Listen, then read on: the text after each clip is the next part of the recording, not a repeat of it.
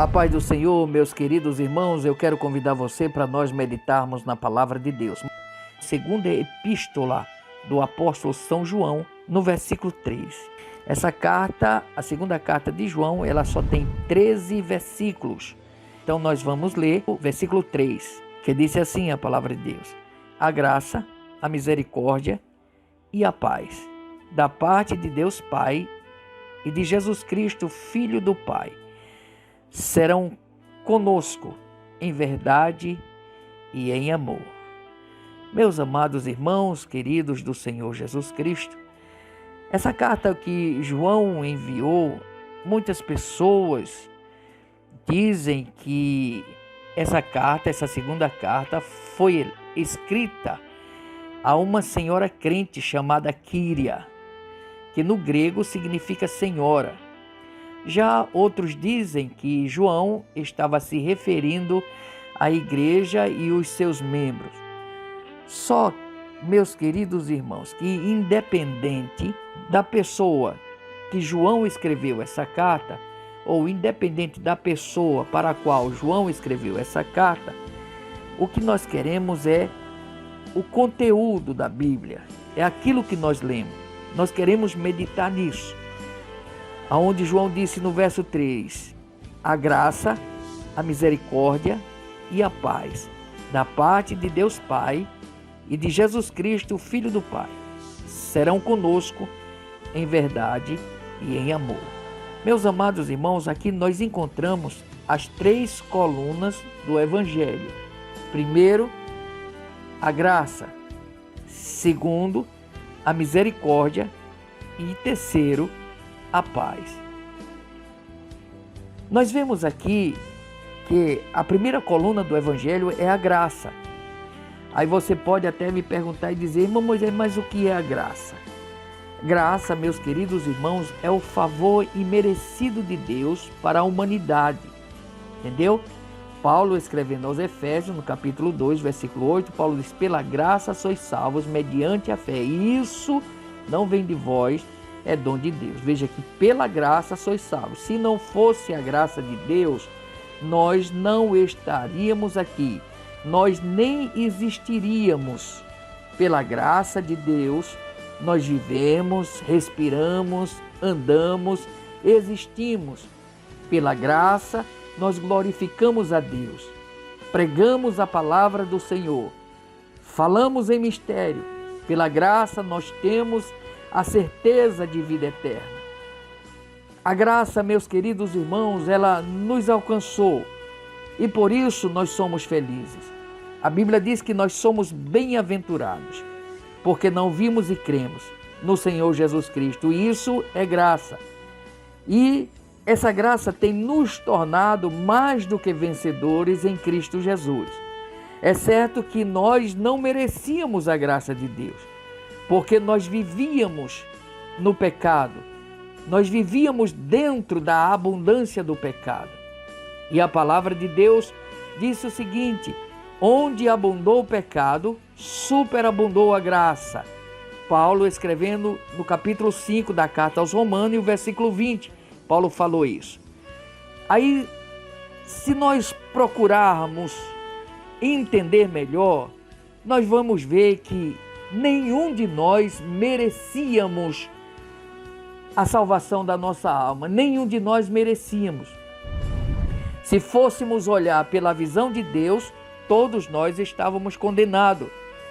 Porque nós já nascemos com o gene do pecado. Desde o princípio, quando Adão pecou, toda a raça humana, quando nasce, já nasce com o gene do pecado.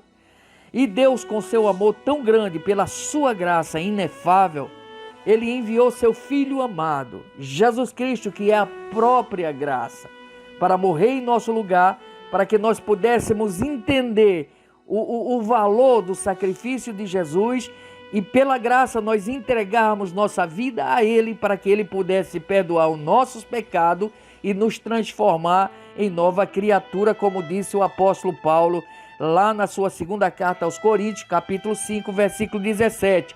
Quem está em Cristo, nova criatura é. As coisas velhas já passaram, eis que tudo se fez novo. Todos nós temos um passado ruim. E na Bíblia temos vários exemplos. Por exemplo, Barrabás.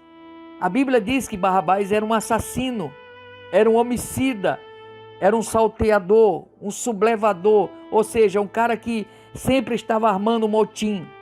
E a Bíblia diz que esse homem, ele matou um oficial romano e ele foi preso. Só que Barrabás, ele teve a salvação da sua alma por causa de Jesus, por causa da graça de Deus. Jesus foi colocado no lugar de Barrabás. Barrabás foi solto. Com certeza Barrabás foi solto, né? E colocaram Jesus no lugar dele. Como a multidão pedia, solta Barrabás e crucifica Jesus o Nazareno. Então nós vemos que a graça libertou Barrabás das prisões.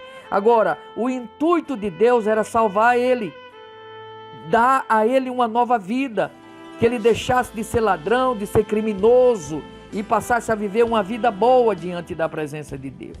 Nós vemos que a graça de Deus alcançou um dos maiores apóstolos da Bíblia Sagrada. O homem que escreveu 50% da Bíblia do Novo Testamento, que foi o apóstolo Paulo. Antes de Paulo, Saulo, seu nome era Saulo.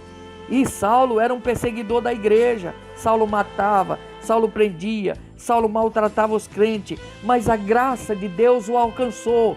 Quando ele chegou ali em Damasco, na estrada que ia para Damasco, ele conta, ele dá o seu testemunho, você pode ver isso em Atos dos Apóstolos, no capítulo 9.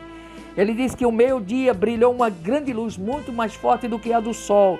E ele ouviu uma voz que dizia: Saulo, Saulo, a quem tu persegues?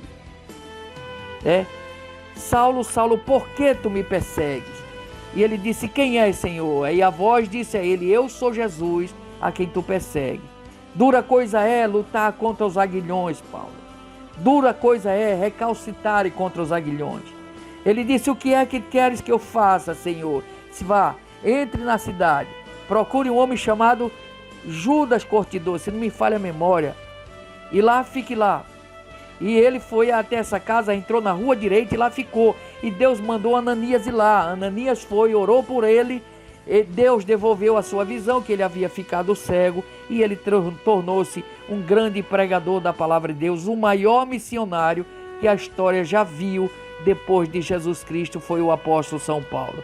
Nós vemos que a graça alcançou aquela mulher prostituta, né? A mulher prostituta, a graça de Deus alcançou ela.